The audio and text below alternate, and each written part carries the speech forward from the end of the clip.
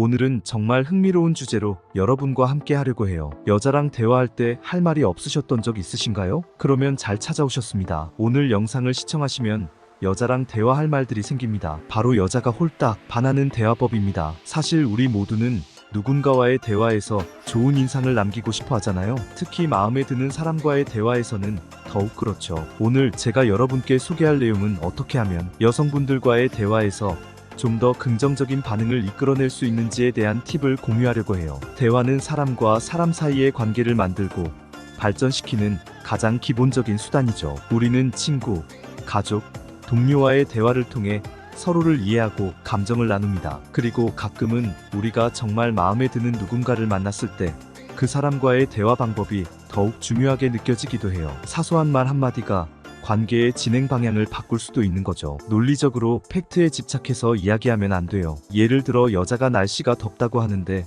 여름이니까 당연히 덥지 같은 이런 말을 해서는 안 돼요. 여자들은 친해지기 위해서 쓸데없는 말들을 많이 해요. 그래서 여러분이 여자랑 대화를 잘하려면 너무 매락을 따지지 말고 은유적으로 말하는 연습을 해야 돼요. 그러면 이제 여자들이 반하는 대화법 4가지에 대해 알아볼게요. 경청하는 자세. 첫 번째 대화법으로는 진정한 경청을 이야기해 보려고 해요. 여성분들뿐만 아니라 누구나 대화할 때 중요하게 생각하는 것 중 하나가 바로 상대방이 자신의 말에 진심으로 귀 기울여주는 것입니다. 이러한 경청은 단순히 말을 듣는 행위를 넘어서 상대방과의 심리적 거리를 좁히고 더 깊은 관계로 발전시키는 기반을 마련합니다. 경청은 말 그대로 상대방의 말에 귀를 기울이는 것을 넘어 그 말이 갖는 의미와 감정까지 이해하려는 노력을 포함합니다. 상대방이 말하는 동안 다른 생각을 하거나 다음에 무슨 말을 할지 고민하기보다는 그 순간에 완전히 집중하는 것이죠. 이런 방식으로 대화를 진행할 때 상대방은 자신이 진정으로 소중하게 여겨지고 있다고 느끼며 이는 신뢰감을 형성하는 데 큰 도움이 돼요. 경청은 말로만 이루어지는 것이 아니에요. 상대방의 말에 고개를 끄덕이거나 눈을 마주치는 것과 같은 비언어적 신호도 상대방에게 큰 영향을 미칩니다. 이러한 행동은 상대방의 말에 집중하고 있다는 것을 명확하게 보여주며 대화에 대한 적극적인 참여를 의미하죠. 상대방의 말에 귀 기울이는 것뿐만 아니라 적절한 질문을 통해 관심을 보이고 대화를 더 깊게 탐구하는 것도 경청의 일부입니다. 예를 들어 상대방이 최근 경험한 사건에 대해 이야기할 때 그 일이 어떤 영향을 미쳤나요? 또는 그 상황에서 어떤 감정을 느꼈나요? 같은 질문은 상대방에게 당신이 그들의 이야기에 진심으로 관심을 가지고 있음을 보여줍니다. 현대 사회에서는 수많은 요소들이 우리의 주의를 산만하게 만듭니다. 스마트폰은 물론이고 주변 환경 소음 등이 대화에 집중하기 어렵게 만들 수 있어요. 이러한 장애물을 극복하기 위해서는 대화하는 동안 가능한 한 모든 방해 요소를 제거하고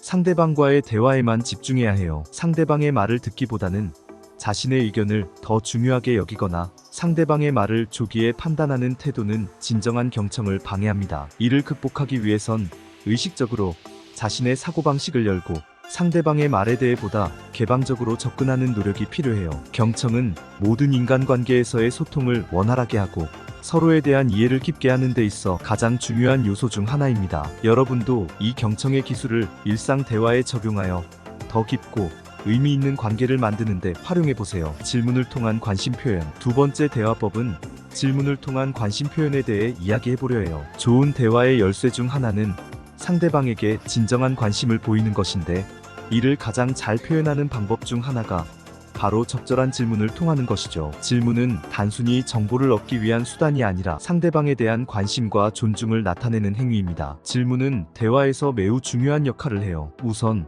질문은 대화의 흐름을 자연스럽게 이어나갈 수 있도록 돕습니다. 또한 상대방에게 자신이 어떤 사람인지 무엇에 관심이 있는지를 알려줄 기회를 제공하기도 해요. 그리고 질문은 상대방에게 당신이 그들의 삶과 의견에 귀 기울이고 있다는 인상을 줄 수 있어요. 상대방에게 더 많은 이야기를 유도하고 싶다면 네나 아니오로 대답할 수 있는 닫힌 질문보다는 개방형 질문을 활용해야 해요. 예를 들어 최근에 본 영화가 있나요? 대신 최근에 본 영화 중에서 가장 인상 깊었던 영화는 무엇이었나요? 물어보세요. 이러한 질문은 대화를 더 풍부하고 상세하게 만들어줍니다. 대화 중 질문을 던질 때는 타이밍이 중요해요. 상대방이 말하는 도중에 질문으로 끊어서는 안 되며 그들이 말을 마친 후에 관련된 주제로 질문을 하는 것이 좋아요. 이는 대화의 흐름을 자연스럽게 유지하고 상대방이 불편함을 느끼지 않도록 합니다. 대화를 이끌어가는 데 있어 상대방이 불편해할 수 있는 너무 개인적이거나 민감한 주제는 피해야 해요. 예를 들어 금전적인 문제, 종교적 신념, 정치적 견해 등은 초기 대화에서는 다루기 어려운 주제일 수 있어요. 질문을 통해 대화를 이끈다고 해서 계속해서 질문만 던지는 것은 피해야 해요. 질문 후에는 상대방의 대답을 충분히 듣고 그 대답에 기반하여 다음 대화를 이어가야 해요. 적절한 질문은 상대방과의 관계를 한층 더 돈독하게 만들 수 있어요. 상대방의 취미, 최근 경험, 가치관 등을 묻는 질문은 그 사람을 더 잘 알고 싶다는 당신의 진정한 관심을 보여줄 수 있어요. 세 번째, 칭찬과 긍정적인 피드백. 세 번째 대화법은 칭찬과 긍정적인 피드백에 대해 이야기해 볼 거예요. 우리 모두 칭찬을 받았을 때 그 기분 좋은 느낌을 알고 있죠? 칭찬은 단순한 말 이상의 힘을 가지고 있습니다. 진정한 칭찬은 상대방에게 긍정적인 에너지를 전달하고 자신감을 부여하며 더 나아가 그 관계를 더욱 강화시킬 수 있어요. 칭찬은 상대방이 자신의 가치와 성취를 인정받고 있다고 느끼게 해줘요. 이는 자신감을 높이고 동기를 부여하는 역할을 하죠. 특히 상대방이 어려운 일에 도전하거나 새로운 성취를 이룬 경우 그들의 노력을 인정하는 칭찬은 매우 강력할 수 있어요. 칭찬의 가치는 그 진정성에 있어요. 사람들은 대부분 진정성 있는 칭찬과 공허한 칭찬을 구분할 수 있어요. 진정으로 느낀 점을 칭찬으로 표현할 때 그 칭찬은 더욱 강한 영향력을 가질 수 있어요. 예를 들어 상대방이 프로젝트를 성공적으로 마무리했다면 정말 훌륭하게 잘 해냈어요. 프로젝트에서 당신의 노력과 창의성이 빛을 발했습니다. 라고 말하는 것이 좋아요. 이렇게 구체적이고 진심이 담긴 칭찬은 상대방에게 더욱 큰 가치를 전달할 수 있어요. 칭찬과 더불어 긍정적인 피드백도 중요해요. 긍정적인 피드백은 칭찬을 넘어서 상대방이 자신의 행동에서 긍정적인 결과를 볼 수 있도록 도와줘요. 예를 들어 친구가 요리를 한 경우 이 요리 정말 맛있어. 네가 선택한 조미료가 음식의 맛을 완벽하게 살려준 것 같아 라고 말하는 것이 좋아요. 이런 피드백은 칭찬과 함께 구체적인 행동에 대한 긍정적인 결과를 강조하여 상대방이 자신의 행동을 계속해서 개선하고 발전시킬 수 있도록 동기를 부여할 수 있어요. 네 번째, 칭찬의 올바른 사용. 마지막 대화법 주제는 적절한 유머 사용에 대해서 이야기해 볼 거예요. 유머는 사람들을 이어주는 중요한 소통 도구로 대화의 분위기를 가볍게 하고 친밀감을 높일 수 있어요. 그러나 유머를 적절히 사용하는 것이 중요하며 그렇지 않으면 오히려 대화의 흐름을 방해하거나 불쾌감을 줄 수도 있어요. 유머는 긴장된 분위기를 완화하고 사람들을 더 가까이 끌어들일 수 있는 훌륭한 방법이에요. 웃음은 사람들을 편안하게 하며 공감대를 형성하는 데 도움을 줘요. 이는 특히 새로운 사람들과의 만남이나 어색할 수 있는 상황에서 유용하게 사용될 수 있죠. 웃음은 또한 엔도르핀을 방출하여 우리를 더 행복하고 긍정적인 상태로 만들어줍니다. 유머를 사용할 때는 몇 가지 주의할 점이 있어요. 우선 상대방이 유머를 편안하게 받아들일 수 있는지